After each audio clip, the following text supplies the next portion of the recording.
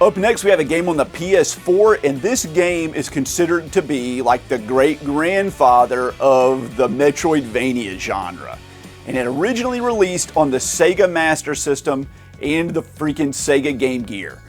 But it was remastered and put out on the PS4 as well as maybe some other consoles. I don't know. Did it come out on the Switch? I don't know. I have it on the PS4. It's Wonder Boy: The Dragon's Trap. I also own it on the Sega Game Gear, and I played both of them. In case you didn't know, the Wonder Boy series and Adventure Island games on the NES are like spin-offs of each other. The Adventure Island games are more like action platformers, and the Wonder Boy games are kind of more, I guess, RPG based. There is a story to this, and it starts at like the end of another Wonder Boy game. I guess the Dragon's Trap is the third game in the series. Anyway, at the end of the second one, you kill some giant mecha dragon. But this game retcons that, and instead of the dragon dying, instead it curses you and turns you into a dragon. The whole premise of the game is that you're trying to cure your curse and turn back into a normal person. This is a primitive Metroidvania, and you do explore around this world, and you collect gold and heart containers, and you buy different armor, and you fight different bosses.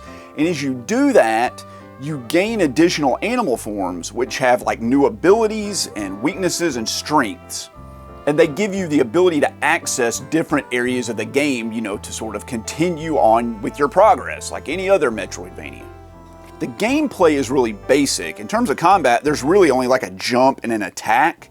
The attack varies, I guess, as well as the jump does, based on which animal form you have. And there are these sub-weapons you can pick up from exploring, but they have limited uses, kind of like in Castlevania, where your hearts are considered your ammo for your special weapons. In this one, you just pick up multiple copies of the special weapons, but it works the same way. The graphics in this are what really stands out, and I think that the remastered, like cartoony graphics look unbelievable. They're really charming, and the game has a lot of personality. And what's really cool is that you can switch between the remastered graphics and the original Master System / Game Gear graphics. Also, to wrap up the really good presentation, the music is absolutely incredible, and it has a ton of memorable tracks, and it's fun, and I enjoyed it a lot. I just love the way this game looks. I love the way it sounds, and I enjoyed like being in this world.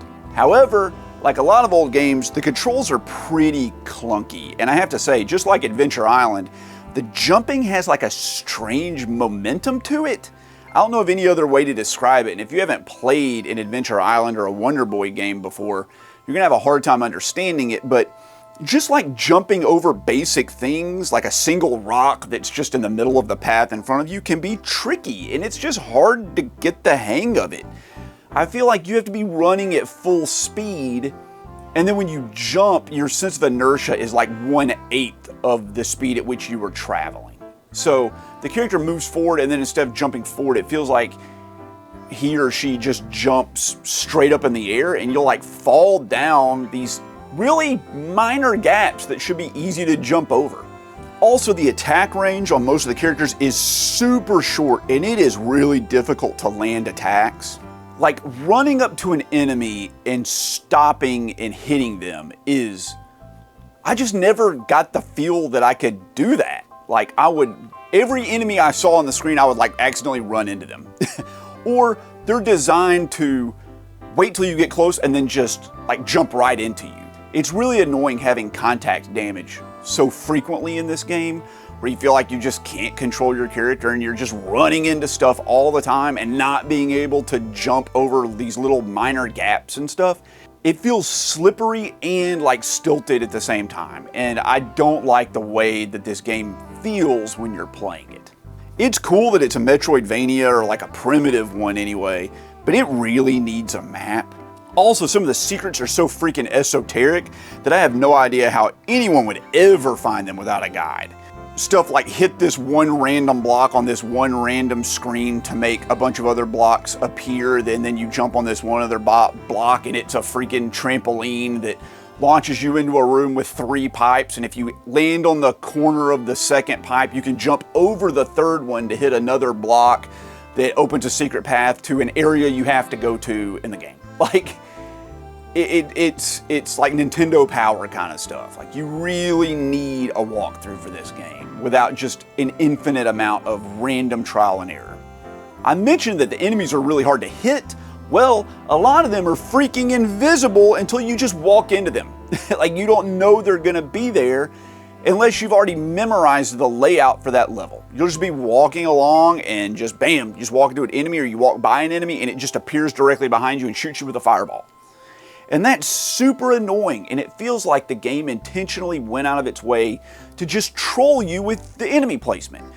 Like I said, they're either right out of the reach of your attack, or they appear right when you walk into them, or they pop up right after you pass, or they just stand there, and then as soon as you get close, not close enough to hit them, mind you, but close enough to where you're like closing in on them, they just jump into you. It feels like you're getting constantly sucker punched in the face over and over and over again as you play. And the game does give you lots of health, but I feel like that's a bad design element where they're just trolling you nonstop and then giving you health to like continually reinforce the torture, right? Like, it's like they're beating you up and then nursing you back to health, and then beating you up and nursing you back to health. And I don't like that feel. I understand that this game is like a pioneer in the Metroidvania genre, and that it was totally revolutionary back in 1989. I get that. I can totally sense that. But it has been like drastically surpassed by the games that have come after it. And I'm glad I played it for historical reasons, but never once did I find myself having like a good time while I was playing this. I was always lost or frustrated by the enemies. I loved the way it looked, and I loved the atmosphere, and I liked the idea of it, but it just does not hold up in my opinion. I'm sorry, I wish it did, but it just doesn't. On that note, I also played the Game Gear version that I own just to see if it was any different, and it's not. It's exactly the same. It feels like when you switch the graphics from the remastered style to the retro style in the PS4 version, it's exactly the same. So it's basically just one game I reviewed here. So how was Wonder Boy the Dragon's Trap on the PS4 and the Sega Game Gear? It was fine. I think it's a good historical game, and it's nice to relive the early Metroidvania days, but it just does not hold up against a lot of these games that we play these days, or what we've come to expect from a Metroidvania. It feels more like kind of a Castlevania 2 Simon's Quest kind of Metroidvania, where you're like, I don't know what to do, I don't know where to go, like this seems impossible, why is this so unfair, like how would you ever figure that out? It's that kind of game. But it did like create some really cool ideas, and like I said, I didn't really have much fun while I was playing with it, but it was a memorable experience. I would say overall, today, I'm not taking into account the historical importance of this, I'm judging on how fun it is to play and like right now. I would say this game is a 6 out of 10. It's okay. It's fine. You can try it, you may love it, you may freaking hate it. I would imagine most people these days would hate this game. If you gave it to like a 16-year-old, I don't think they would have a good time. If you played this game for 5,000 hours when you were a little kid and you can beat it with your eyes closed, you're gonna love the remastered graphics and the updated sound. So, where do you fall in those categories? That's how much you're gonna enjoy this game.